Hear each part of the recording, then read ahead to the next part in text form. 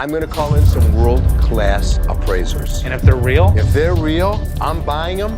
But first, I'm gonna get some other opinions. The first real deal of the day comes from a college kid lugging in a stash of signed baseballs. Pete Rose, A-Rod, Ken Griffey Jr., all passed down from his uncle. Seth's eyes light up like he just spotted a buffet. The kid wants $1,000, but let's be real, this is hardcore pawn. Seth tosses out $250 like he's doing the kid a favor. After some back and forth haggling, they land on $310. Not spring training money, but enough for Daytona shots. How you doing? I'm Zach. Seth. Good to meet Nice you. to meet you. Good to meet you. Got some sports memorabilia for Awesome. you. Great. Baseballs, photos. How'd you get us? Ashley immediately roasts Seth for buying something he likes instead of what'll actually sell. But Seth's cocky confidence hits overdrive. He declares he'll buy the very next item brought in, flip it for a profit, and prove he's the world's greatest pawnbroker. Ashley, with the eye roll of the century, takes the bet. The stakes? Seth's ego versus Ashley's sarcasm. Jeff, how many more pieces of sports memorabilia are you gonna buy? Don't worry about my sports memorabilia. The problem is you're just buying stuff because you like it. It's I not buy stuff something that I know I can. Honestly, I don't know which is scarier. Next up, a man walks in with a flashy diamond-studded money bag charm. Oh, but this isn't just any jewelry. Turns out it belonged to the son of Maserati Rick, one of Detroit's most infamous drug lords. Les's eyes widen faster than gas prices. The seller wants $7,000. Cue laugh track. Les drops the hammer at $2,500 and the deal's done. Historical bling, pawned for the price of a used Honda. Talk about a twist. How you doing? Yo, what's going on, man? How are you, man? Rick, man, what's going Hi, on? I'm Les. Got a little piece, man. Had it for a couple years, man. Man, that's cool. Trying to get rid of it, man, you know. Now the moment Seth's been dreading. The next customer strolls in with a Badger hat. Yes, you heard me. A full-on roadkill chic dead animal hat. Seth's face? Priceless. He tries to keep cool, but inside, you know he's screaming. The guy paid $300, wants $175, but Seth lowballs at $50 and ropes him into a trade involving a guitar. Ashley is loving every second, practically salivating at Seth's failure. How you doing? Good. How you doing today? Good. How can I help you today? Well, as you can see on the top of my head, I have the hunting hat. Need to get rid of it. Right. Bobby J gets dragged into the madness as Seth insists he wear the hat around the shop until it sells. Poor Bobby looks like a rejected extra from Duck Dynasty. Customers stare, laugh, and keep walking. Ashley sees him and nearly collapses from laughter, calling him an idiot to his face. If Seth told you to jump off a roof, would you do it? She snaps. Drama overload. So please sell that. I think it'd be best being sold if you put it on. Really? I would prefer if you did. Anyone would tell you, if you were trying to sell something, you want to get the curiosity of the object that you're. Meanwhile, Les has his own wild negotiation, this time over a creepy animatronic vampire puppet from Salem's Lot. The seller brags about paying $2,500. Les nearly chokes. After some brutal lowballing, they flip a coin, literally. If Les wins, $100. If the seller wins, $300. The seller scores the coin toss. Les pays $300, and honestly, it's the most hardcore pawn gambling moment ever. Vegas has nothing on this shop. What's going on? How you doing? I'm Les. All right, good. John. He's good? Well, not most of the time. Rich, nice to meet you. Who's your friend? From the original 1979 Stephen King movie, Salem's Lot. Back on Seth's Badger bet, things aren't looking good. Customers laugh, reject the hat, and Bobby J looks like he's reconsidering all his life choices. Seth's pacing, sweating, and chanting, "Buy the hat, buy it," like a desperate street preacher. Ashley, already drafting Seth's world's worst pawnbroker certificate in her head. Can you believe this drama? I don't care what she said. Didn't I tell you to wear it? You did. So can you please put it on? Yep. Thank you. No problem. Finally, just when all hope seems lost, two guys walk in and actually like the hat. I know, I didn't see that coming either. Seth pushes the $200 price tag like it's a Gucci bag, and against all odds, they agree. The Badger hat sells. Bobby J basically saves Seth's career, and Ashley is left fuming as Seth prances around demanding she call him the world's greatest pawnbroker. Seriously, you can't make this up. Buy it, buy it, buy it. It's the end of the day, so now I'm worried. You want to buy a custom-made Badger hat? Your Badger hat? I'm gonna lose this bet. Ashley fights tooth and nail, but Seth won't let it go. "Say it," he demands, over and over like an annoying little brother. Finally, Ashley caves, muttering through gritted teeth that Seth Gold is the best pawnbroker in the world. Seth, smiling ear to ear like he just won the lottery. Ashley, plotting revenge. And with that, the episode closes on pure sibling chaos. Hat for 200. Congratulations. So I'm not one to gloat, but I told you so. So who's the greatest pawnbroker in the world? Say it. Who's the greatest pawnbroker in the world? Seth and Ashley get into it dirty, but not before Ashley fumbles scrolls through selling a digital camera. A customer just wants something simple, but Ashley starts drowning in megapixels like she's on Shark Tank. Seth swoops in, changes a single setting, and snatches the deal right from under her. The tension is brutal. Ashley feels humiliated. Seth struts like he won the Super Bowl, and you just know this sibling war is about to explode. Full camera. How many megapixels? This is 10. Yeah, that's too many. Like I said, we can't format it when it's over 5 or 6 megapixels. So I see my sister on the electronic counter, and I know she's struggling. She doesn't know how to negotiate electronics. She has no idea what she's looking at.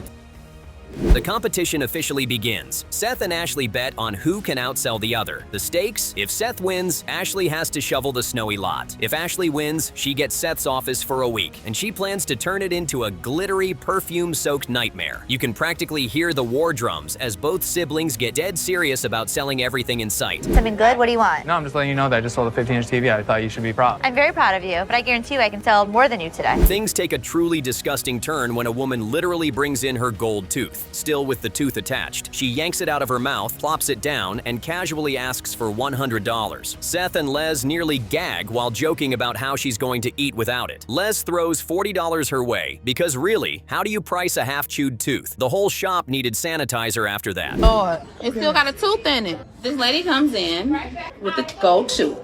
What you want me to do with that? I want a pint. How are you gonna eat without your tooth? I got some more. Oh, Lord. Then comes one of the weirdest antiques ever, a 1950s canned food warming vending machine. Yep, you drop in a can and it spits it out preheated, like a retro microwave nobody asked for. Les loves oddities like this, but when the seller wants $450, Les laughs. He offers $200 tops. After some haggling, they settle at $200. Les is thrilled, the seller's crushed, and honestly, who wouldn't be? How you doing? I'm good. How are you? I'm real good, thank you. Well, this is a 1950s canned food warming vending machine. You would grab a can of whatever you wanted off the shelf, put it in the machine, and the machine... Back in the competition, Ashley is on fire. She finds a guy with $1,200 to spend on a ring, and she thinks she's nailed the winning deal. Seth panics, knowing if she closes this, he's toast. The tension is insane. Ashley's ready to crown herself queen, but then the customer just has to run to the bank. Spoiler alert, he never comes back. Talk about the ultimate ghosting. White gold, yellow gold, platinum. What are we looking for? $1,200. This one guy comes in and he has $1,200 to spend. I'm like, nailed it. I nailed it with this guy. Oh, she's in an expensive case. Les gets his own wild deal when a woman sells her diamond ring, a gift from her cheating ex-boyfriend. She wanted up to $2,000, but Les crushes her hopes with a $500 cash offer. After some half-hearted bargaining, she caves at $500. Honestly, nothing screams romance is dead quite like pawning off a failed apology ring. Even Les couldn't resist mocking her ex's pathetic attempt at damage control. Not too bad, thanks. All right. What brings you out on a beautiful day like today? I have this. You get a loan or you want to sell it? No, I want to sell it. Did you break up? Yep. As the clock ticks down, Seth hustles like his life depends on it. Every sale is a jab at Ashley, every handshake a victory dance. Ashley clings to hope that her $1,200 customer will return, but he's gone for good. When Rich tallies the totals, it's brutal. Seth pulls in $2,039.80 to Ashley's measly $1,019. She's crushed, and Seth looks like he just won the heavyweight championship. No, it's time. 2 seconds. No, There's game a guy over. in the parking lot. You're not. It's game over. No. I cannot believe that this guy totally screwed me over. 5 o'clock. Let's go. Post him, Rich. Hold on. And then the payoff. Ashley, furious and freezing, has to shovel the snowy parking lot while Seth, Les, and Rich watch like it's the best comedy show in town. Ashley's sulking, Seth's grinning ear to ear, and even the staff gets a laugh. She tries to sass her way out of it, but a bet's a bet. Honestly, watching Ashley shovel snow might be the most satisfying ending to a sibling war ever. Damn it. So what was our bet for? I don't think she's ever shoveled in her life, so it's gonna be a great opportunity for me, my dad, and the employees to see her finally do some manual labor. Here you go. Can I kick your ass with it? Just when Les thinks he's struck gold, the phone rings. Enter Todd Hutchins, the real owner of the paintings. And let me tell you, Todd is not happy. He claims Dina and Tony pulled a fast one, quoting him $380,000 while telling Les $425,000. Oh boy, nothing screams scam alert louder than 2 middlemen pocketing side money. Guy who owns the artwork, and he's really pissed. What line is he on? I'll transfer him over. What?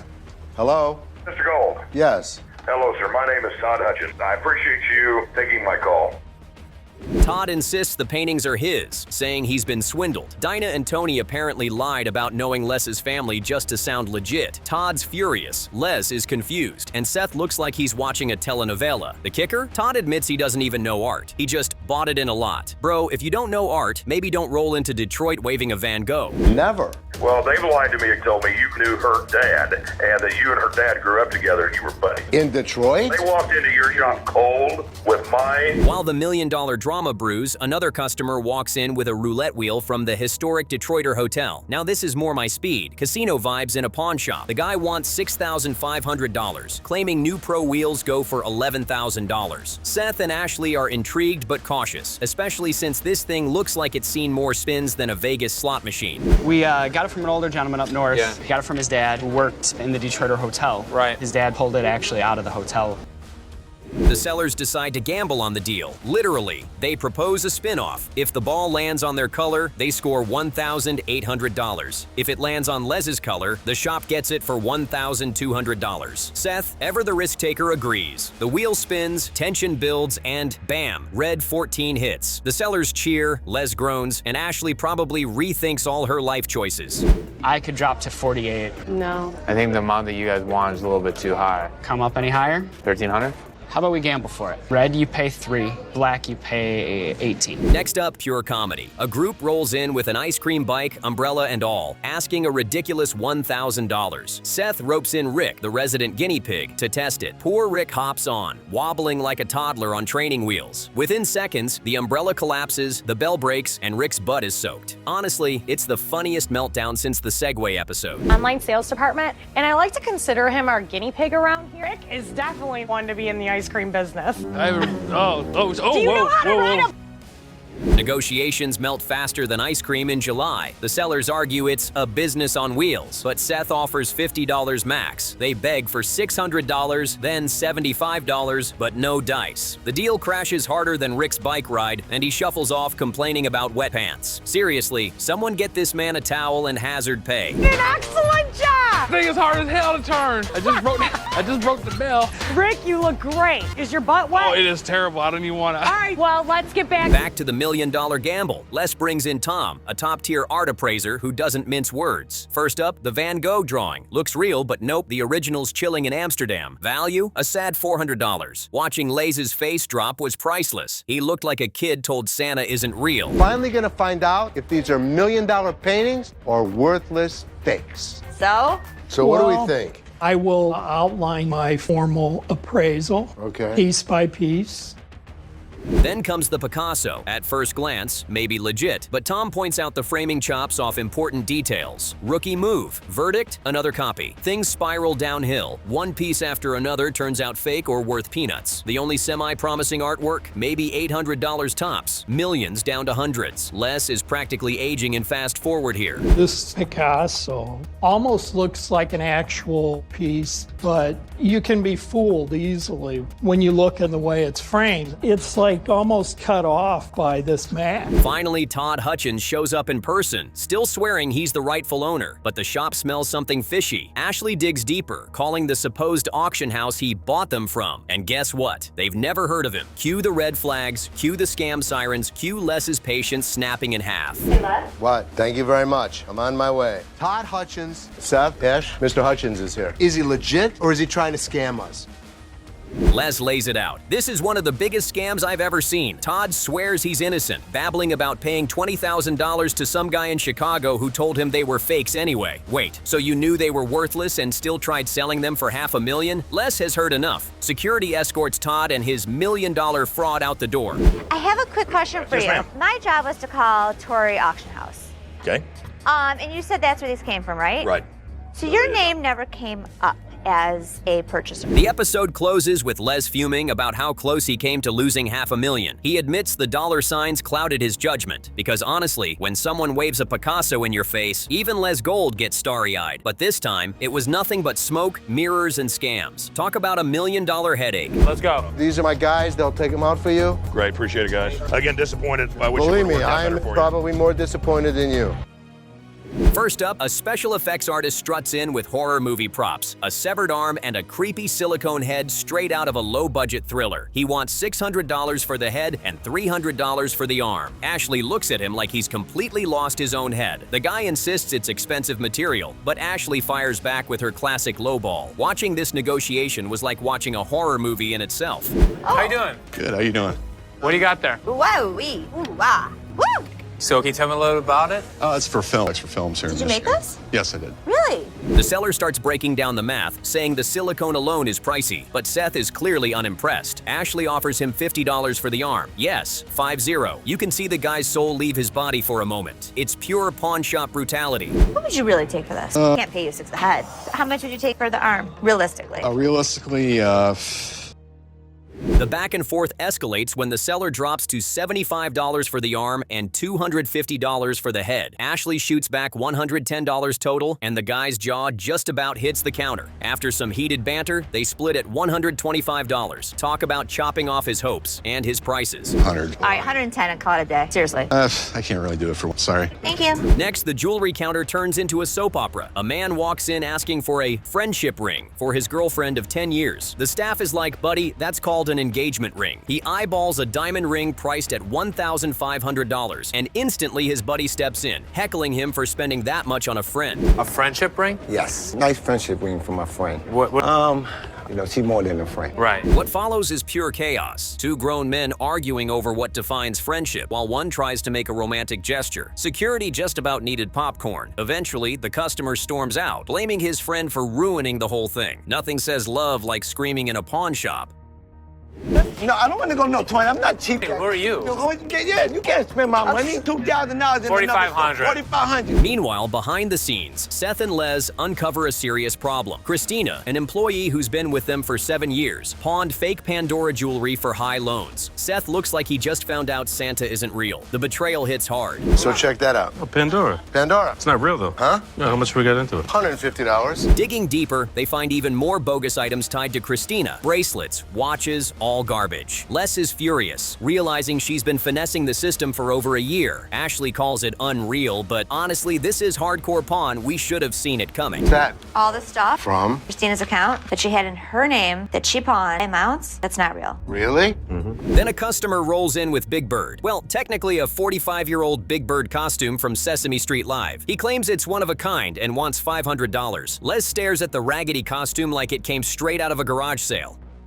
This is Big Bird, and he came from my mom's store. Inside. What happened to Beak? Well, he's a little old, as you know. Right. Negotiations get wild. Les starts at $50. The seller begs for $200, and they battle down to $125. Honestly, watching Les haggle over a beat-up Big Bird is pure comedy gold. Imagine explaining at Thanksgiving dinner that you sold Sesame Street for $125. Well, what are you thinking? $50? A little bit. Though is 200, I think. 70. 150? $75. 150 is as low as I could go, or he's gonna have to come back home with us. Next up, the shop meets a true character, Genus John, aka the human firecracker, who literally lights himself on fire for shows. He brings vintage Halloween masks from the 1950s and asks for $300. Les and Seth can barely keep a straight face as he explains his act. Hey, how you doing today? Hi, how are you? Not too bad. Halloween masks. These masks are older, and I've never used these during my show. What do you do for a living? The masks are cool but beat up. Seth throws $75 at him, and John pleads for $100. After dramatic bargaining, including a desperate split the difference at $82.50, they settle at $80. That's right, vintage masks and a fiery showman reduced to $80. Let's see you make a judgment call. I would pay for this $75. Do 100 for all of them. I mean, if anything, you got a hell of a good 80? time for all the family. Finally, the biggest drama of the episode explodes. Christina faces the Gold family about stealing thousands. Les feels personally betrayed, reminding us he treated her like family. She admits to writing fake pawn tickets and pocketing the money. The room goes silent. Talk about an inside job. You know why you're in here. Is that your merchandise? Okay, I wrote it up, but I only did it when I was at the desk, just never paid any attention to it. Les gives her one last chance to confess more, but she fumbles, denying anyone else's involvement. Watching Les's face turn redder by the second was brutal. After years of trust, seeing Christina crumble under questioning was the real horror story of the episode. Yes or no? Yes. Hey, it's Seth from American Jewelry. How are you? Sorry to bother you, but I just busted another one of my employees. Have you been working with any other employee? You were just stealing from us without any knowledge of anybody else stealing from us, correct? A woman storms into the jewelry counter demanding $150 for her dusty old television. She originally pawned it for $75, but now thinks it magically doubled in value just sitting in her living room. Seth tries explaining economics, but she's having none of it, throwing shade, yelling, and dragging her friend into a tag team meltdown. Talk about WWE live at the pawn shop. It's a little dusty and all, but it's all right. Yeah, but I'm trying to get more than what I got before. I was saying for 75 before, but I want 150 for it. Man, that's up, man. There ain't nobody else we can talk to. Ashley jumps in and tries to calm things down, but the yelling hits full blast. The customer screams, "Don't tell me what to do," like a teenager arguing past curfew. Security's ready, Ashley's losing patience, and honestly, I was waiting for folding chairs to fly. Can you believe this over 25 bucks? Okay, but I feel like it's worth more than that, and I'm asking for 150. He told me. What do you need the money for?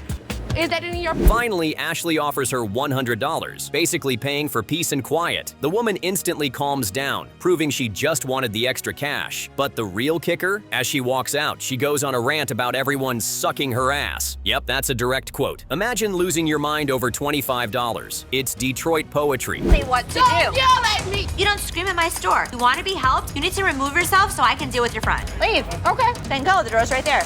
You don't have to touch me either. Then leave. Don't put your hands on me.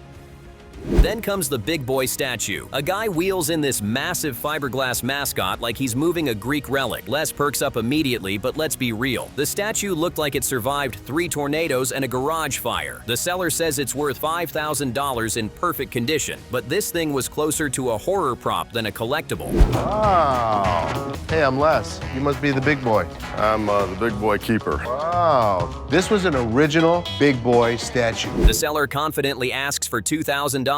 Les nearly laughs in his face and counters with $500. The dude's offended, bumps down to $1,800, then claims his wife won't let him go lower than $1,500. Honestly, this was less a negotiation and more, wife says I can't. Seth's sitting there like a referee in a hostage negotiation. How much were you looking for?